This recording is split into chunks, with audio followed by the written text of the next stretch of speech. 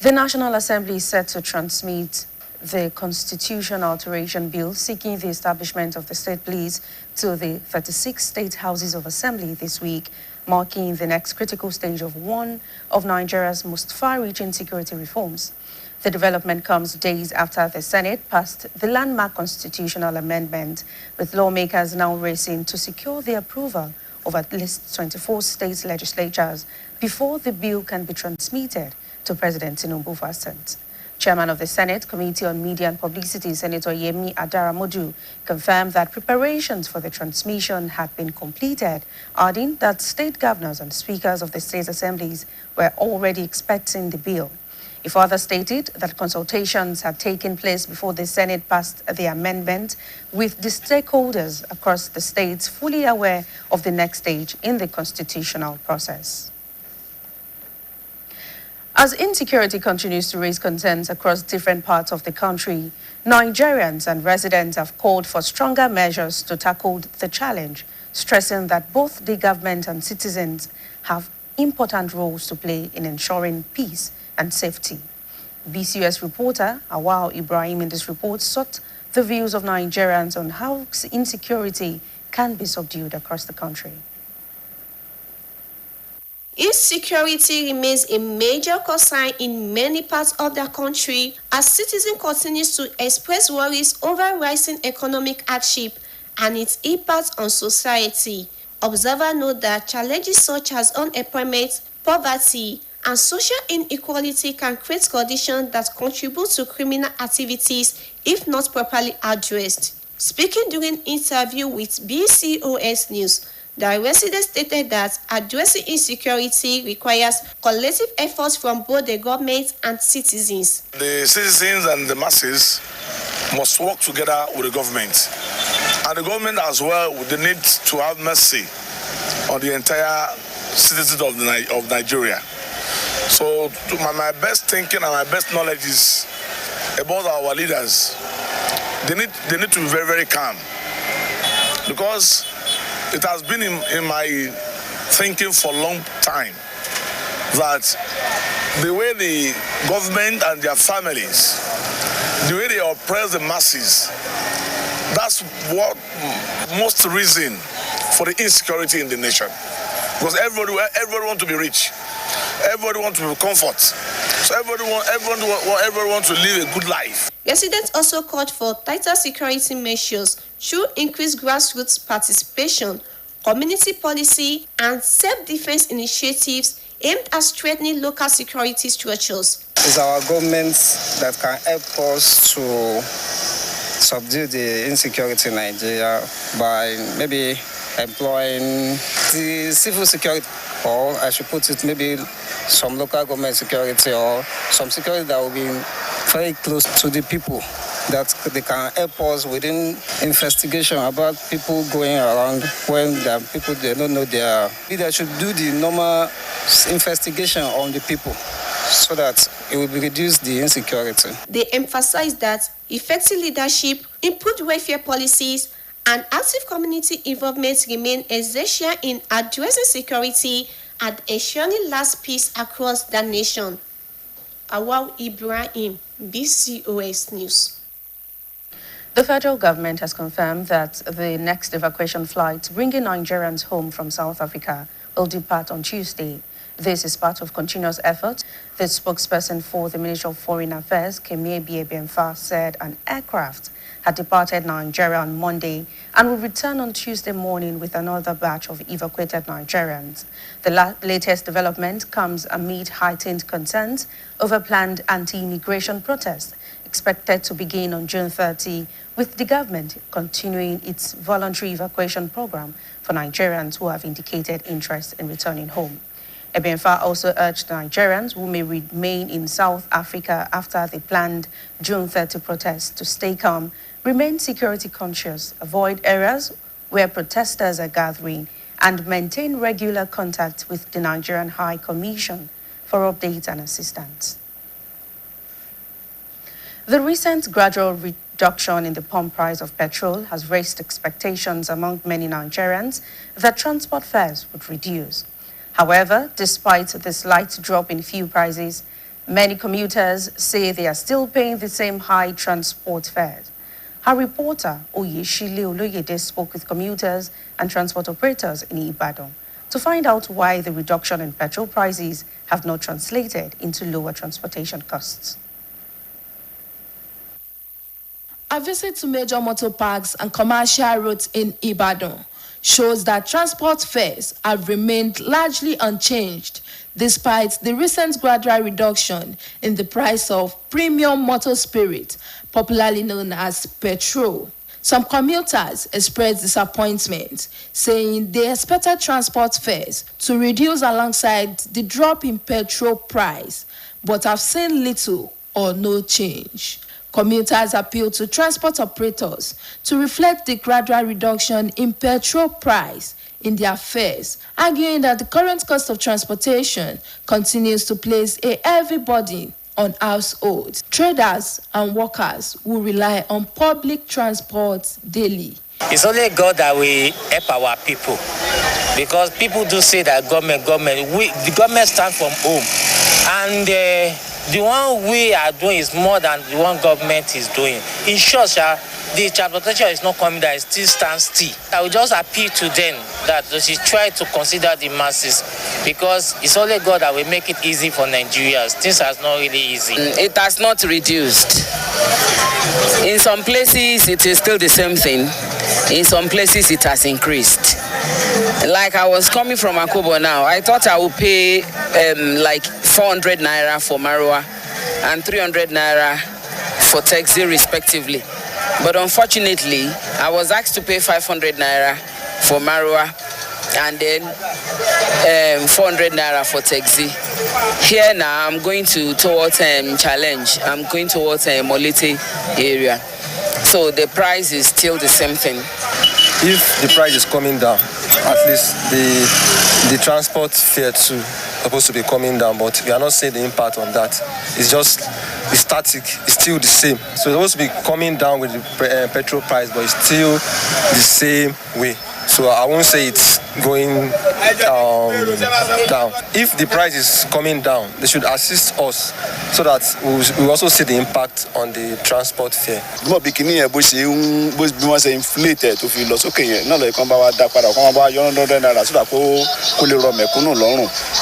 Ti reduce owó kan tàbí alala to gba won part after naira fa won kini machine wa ko fi gbogbo ara lọ sílẹ̀ kọ́kọ́ bí ti wù kọ́ máa own rise up ní ojoojúmọ́ ni. Some transport operators told BCOS News that although petrol price have reduced slightly, the cost of maintaining their vehicles remains high.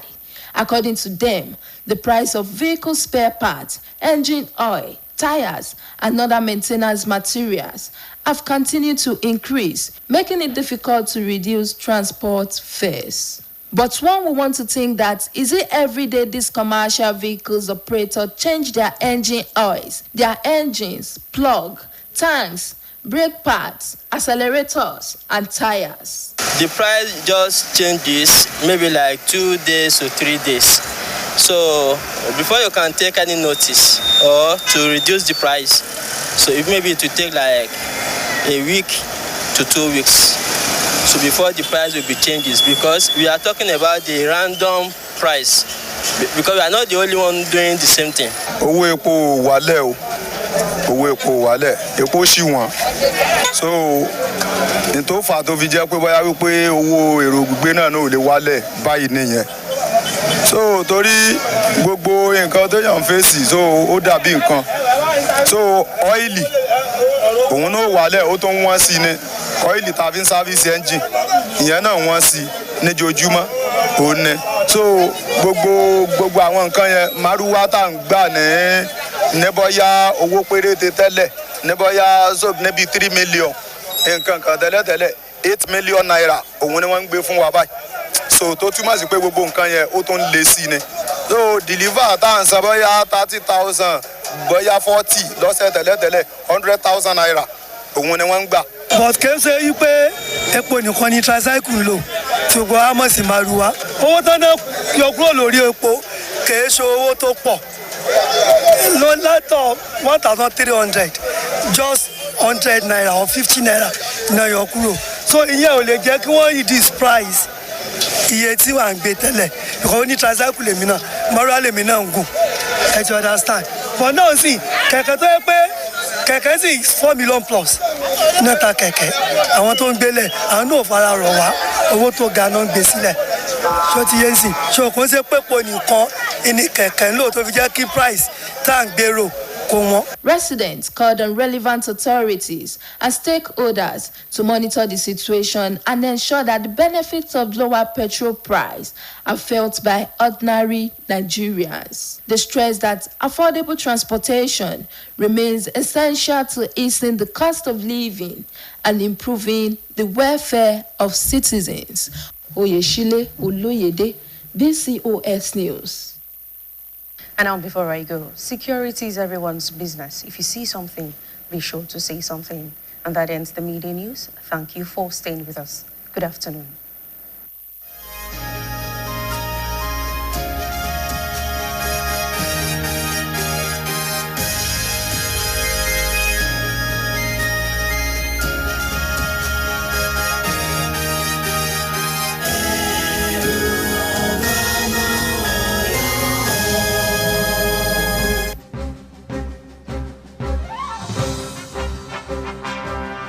wọ́ọ̀kù lọ́rọ̀rùn pẹ̀sẹ̀ láti kéde nílé akéde tọ̀yọ́ ni ó nílò kó ṣe mọ́ dára rẹ̀ láàmú sọpọ̀ òun wọkọ̀ bọ̀ wá sílé akéde lóríta Basọ̀rún ìlú Ìbàdàn mọ́ pàápàá jùlọ láti ṣe ìkéde yẹn polówó ọjà yẹn tàbí fi tọ́tọ́ tó sì yẹ tó àwọn aráàlú létí bóyá nípa àpàdé nípa àsọjí àbí nǹkan kan àbómi ìtẹ́balẹ̀ fẹ́ ṣe ẹ torí agbègbè àgbáyé kẹ́ẹ̀nà tẹ́ fẹ́ ṣe hàn wá 09158703300 lórí agbègbè kí ló ń ṣẹlẹ̀ WhatsApp nọ́mbà ìkànnì náà mọ̀ ní ọ̀rọ̀rùn pẹ̀sẹ̀ stress-free courtesy BCOS. You don't have to stress yourself coming down to Ile Akede Orita Basọ̀rún Ìbàdàn again to make that announcement or place that advert. Book online, personal paid announcements, obituaries, or in memoriam, annual conventions, workshops, crusades, social diaries, inter-house sport competitions, musical shows or concerts, and other promotions. Very simple. Go online to book for transmission on BCOS radio channels or BCOS TV, or simply call 091 5870 3300 or WhatsApp on the same number 091 5870 3300. BCOS, a media giant in a class of its own.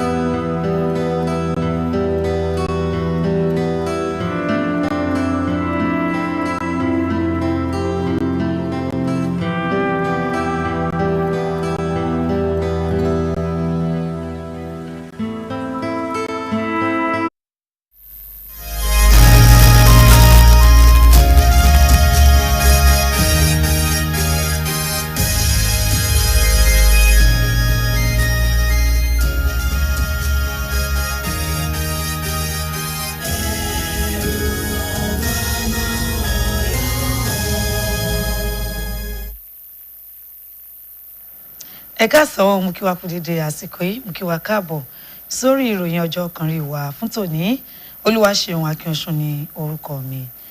Ìjọba àpapọ̀ ti ṣetán láti fi kún akitiyan rẹ̀ láti rí dájú wípé àwọn ọmọ orílẹ̀-èdè yìí tó ń bẹ ní South Africa ni wọ́n padà sílé láyọ̀ àti àlàáfíà. Agbẹnusọ fún ilé-iṣẹ́ tó wà fọ́rọ̀ ilẹ̀ òkèèrè Kími Ebiemfa ṣe àlàyé pé bàálù tí yóò gbé àwọn ọmọ ilẹ̀ yìí náà ti gbéra kúrò lórílẹ̀‐èdè yìí lọ́jọ́ Ajé tí ó sì padà sí orílẹ̀‐èdè yìí lọ́jọ́ Ìṣẹ́gun ọ̀la pẹ̀lú ìṣí àwọn ọmọ orílẹ̀‐èdè yìí mìíràn. Ìgbésẹ̀ yìí ní kò sẹ́yìn bí àwọn èèyàn ṣe ń kó àyà sókè nítorí ìwọ́de èyí tó tako àwọn àjèjì tí wọ́n ń gbé tí yóò bẹ̀rẹ̀ ní 30 oṣù kẹfà ọdún yìí. Ebi ń fà ra àwọn ọmọ orílẹ̀-èdè wa Nàìjíríà tó ṣiṣẹ́ kù lórílẹ̀-èdè South Africa láti má ṣe rìn sí àwọn agbègbè tí ìfẹ̀hónúhàn bá ti ń wáyé kí wọ́n sì máa kàn sí iléeṣẹ́ aṣojú ilẹ̀ wa tó wà ní orílẹ̀-èdè South Africa fún ìrànlọ́wọ́ lásìkò tí wọ́n bá nílò rẹ̀. Ilé ìgbìmọ̀ aṣòfin àgbà ilẹ̀ yìí ti ṣetán láti fi àbá òfin tí àtúnṣe ti bá èyí tó wà fún ìdásílẹ̀ ọlọ́pàá ìpínlẹ̀ ṣọwọ́ sí àwọn ilé aṣòfin 36 lọ́sẹ̀ yìí, èyí tó ń ṣàmì ìpele pàtàkì nínú àwọn ìlànà àtúntò ètò ààbò. Ìgbésẹ̀ yìí ló wáyé lẹ́yìn ọ̀pọ̀lọpọ̀ ìgbọ́ tí àwọn aṣòfin ti fọwọ́ sí àtúnṣe àbá òfin yìí, pẹ̀lú bí àwọn aṣòfin náà ṣe ń dúró de kí àwọn aṣòfin ìpínlẹ̀ ó kéré tán 24 buwọ́lù kí wọ́n tó fi ṣọwọ́ sí ààrẹ Bọ́lá Tinubu láti sọ́dọ̀fin. Alága ìgbìmọ̀ tó wà fétò ìròyìn àti ìbáràlú sọ̀rọ̀ nílé ìgbìmọ̀ aṣòfin àgbà sẹ́nẹ́tọ̀ Yẹmí Adaramodu ló fìdí ẹ̀ múlẹ̀ wípé iṣẹ́ ti parí lórí àti fi àbá òfin yìí ṣọwọ́ sí àwọn tọ́rọ̀ kàn, láfikún wípé àwọn gómìnà àtàwọn ilé ìgbìmọ̀ aṣòfin ìpínlẹ̀ ló ti ń retí àbá òfin náà. Ó jẹ́ kó di mímọ̀ wípé gbogbo àwọn kan tó ní nǹkan ṣe nínú àbá òfin yìí ni wọ́n ti kàn sí kó tó di pé ilé aṣòfin àgbà buwọ́lù, àti pé gbogbo wọn ló sì ti mọ̀ nípa ibi tí iṣẹ́ dé dúró lórí ẹ̀ àti ìgbésẹ̀ tó kàn. Ìrètí ọ̀pọ̀ àwọn ọmọ orílẹ̀-èdè wa Nàìjíríà ni pé owó ọkọ̀ yóò dínkù pẹ̀lú bí iye tí wọ́n ń ta epo bẹntiróòlù ṣe ti já wálẹ̀. Àwọn èrò tó ń wọkọ̀ ń kérora pé owó tí àwọn onímọ́tò ń gbà lọ́wọ́ wọn kò dínkù. Akọ̀ròyìn iléeṣẹ́ wa BCOS Oyèsílẹ̀ Olóyèdè fọ̀rọ̀ wá àwọn èrò ọkọ̀ tó fi mọ́ àwọn ọlọ́kọ̀ èrò gan lẹ́nu wò láti mọ ohun tó fà á tí àdínkù kò ṣe tí ì bá owó ọkọ̀ láìwo ti bí iye tí wọ́n ń ta epo bẹntiróòlù ṣe ti já wálẹ̀. Àlàyé ìròyìn rẹ̀ tó kù ní lẹ́nu Adémídùn Ológun Dúdú. Àbẹ̀wò tí kọrin wá ṣe sáwọn ibùdókọ̀ nílùú Ìbàdàn fi hàn pé iye owó ọkọ̀ kò tí ì yí padà bó tilẹ̀ jẹ́ pé owó epo pẹtiró já wálẹ̀ díẹ̀díẹ̀. Àwọn èrò ọkọ̀ kọminú lórí báwọn ṣe nírètí pé ó yẹ kí owó ọkọ̀ náà ti wálẹ̀ bí owó epo pẹtiró ṣe ti wálẹ̀, ṣùgbọ́n kò sí àyípadà kankan nínú owó ọkọ̀. Àwọn arìnrìn-àjò rọ àwọn awakọ̀ pé kí àdínkù iye epo pẹtiró hàn nínú owó ọkọ̀ tí wọ́n ń gbà. Bí iye owó ọkọ̀ ṣe rí lẹ́nu lọ́lọ́ yìí, ó ti di ẹrù ńlá lórí ìdílé, àwọn oníṣòwò, àwọn òṣìṣẹ́ tí wọ́n gbọ́kànlé ọkọ̀ láti dé ibi iṣẹ́ wọn. Lórí àwọn ọ̀rẹ́ wa tó yẹ aráàlú náà ọ̀rẹ́ wa, lórí àwọn tó ń lo kẹ̀kẹ́ márúwá, ọ̀kadà, owó wọn ó sì dúró bẹ́ẹ̀. Torí èmi ọkọ̀ ọ̀rọ̀ wọn ni kán jọ́ tu Ọlọ́run kí wọ́n wo ti aráàlú tó gbogbo àná lájọ ń gbìyànjú. Àánú Ọlọ́run nìkan ni everybody rí tó fi ń gbé. So kọ́kàn jọ́ tu Ọlọ́run kí wọ́n jẹ́ kí owó yẹn náà kó wálẹ̀ díẹ̀. Nígbà tí mi ò sọ̀rọ̀ nínú wọn, wọ́n ní gáàsì wọn. Tẹ́gì tó jẹ́ àpò kan àbọ̀, ó ti di àpò méjì ni mo gbé báyìí. So nísìnyí báyìí ọkọ̀ ó dúró sójú kan náà, ìmí lọ sókè, ìmí lọlẹ̀. Àwọn ọlọ́kọ̀ àwọn náà ní ọ̀rọ̀ láti sọ. 50 náírà òun ló fi lọlẹ̀, omi òjò àpò kan lọ tó fi lọlẹ̀. Ṣáwọn tún wá pèrò ní pé owó ọkọ̀ mọ̀ tún ti lọ òkè o. Kọjọ kọ́ bá wa jẹ́ kí transport kíní wa kó wálẹ̀ náà, torí àwọn tí ó at least àwọn tí ó ní mọ́tò àbáwọn tí ó lówó tó lè afford ẹ̀. So tépo bá ń wálẹ̀ ó yẹ kí price kẹ̀kẹ́ àbí ọ̀kadà àbí taxi ó yẹ kó wálẹ̀ náà. Mọ̀ bí kíní yẹn bí wọ́n ṣe inflate ẹ̀ tó fi lọ sókè yẹn náà lọ́ọ́ kàn bá wa dá padà kàn bá wa yọ $100 náírà sódà kó lè rọ mẹ̀kúnnù lọ́rùn. Àti reduce owó ọ̀kan dàbí alára tó ló gba wọn pàtà táwọn náírà fáwọn kíní machine wa kò fi gbogbo ara lọ sílẹ̀ kọ́kọ́ bíi tí irú kan máa ó ń rise up ní ojoojúmọ́ ni. Àwọn awakọ̀ tó bá ìkọ̀ròyìn iléeṣẹ́ wa sọ̀rọ̀ sọ pé bó tilẹ̀ jẹ́ pé iye owó epo pẹtiró ti dínkù díẹ̀, iye tí wọ́n ná lórí àtúnṣe àti ìtọ́jú ọkọ̀ sì ga gan-an. Gẹ́gẹ́ bí wọ́n ṣe sọ, iye tí wọ́n ra àwọn ẹ̀yà ara ọkọ̀ bíi táyọ̀. Price a ti ń gbé lọ tẹ́lẹ̀tẹ́lẹ̀ nítorí pé ibìkan láti mú látòkè. Tòdó ìwá wálẹ̀ náà, àwa náà ó fi àsìkò díẹ̀ sí méjì ilẹ̀ kó lè pé nǹkan máa padà sí normal price. Owó epo wálẹ̀ o, owó epo wálẹ̀, epo ṣì wọ́n. So ní tó fà tó fi jẹ́ pé bóyá wípé owó èrò gbígbé náà ò lè wálẹ̀ báyìí nìyẹn. so torí gbogbo nǹkan tó yàn fèsì so ó dàbí nǹkan so ọ́ìlì òun náà wálẹ̀ ó tó ń wọ́n sí ni ọ́ìlì tàbí sáfíìsì ẹ́ńjìn ìyẹn náà wọ́n sí níjojúmọ́ òun ni so gbogbo àwọn nǹkan yẹn márúwá tá à ń gbà ní bóyá owó péréte tẹ́lẹ̀ ní bóyá níbi 3 million nǹkan kan tẹ́lẹ̀tẹ́lẹ̀ 8 million naira òun ni wọ́n ń gbé fún wa báyìí so tó túmọ̀ sí pé gbogbo nǹkan yẹn ó tó ń le sí ni so deliver tá à ń san bóyá 30,000 bóyá 40 lọ́sẹ̀ tẹ́lẹ̀tẹ́lẹ̀ 100,000 naira òun ni wọ́n ń gbà.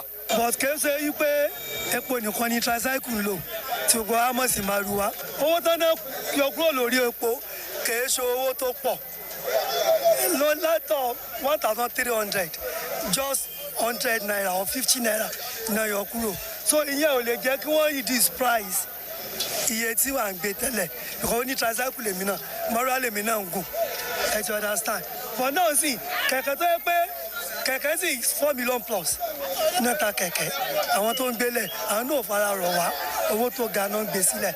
àwọn aráàlú pe àwọn aláṣẹ àtàwọn tọ́rọ̀ náà kàn láti mójútó ọ̀rọ̀ náà dáadáa kí wọ́n sì rí dájú pé àwọn ọmọ orílẹ̀-èdè yìí rí àǹfààní àdínkù iye owó pẹtiró. wọ́n tẹnumọ́ pé tí iye owó ọkọ̀ bá rọrùn ó jẹ́ ọ̀kan lára àwọn nǹkan pàtàkì tí yóò mú ìgbáyé gbádùn àwọn aráàlú sunwọ̀n sí i. Adémídún Ológúdúdú ló ròyìn fún iléeṣẹ́ BCOS. èèyàn wa kí n tó parí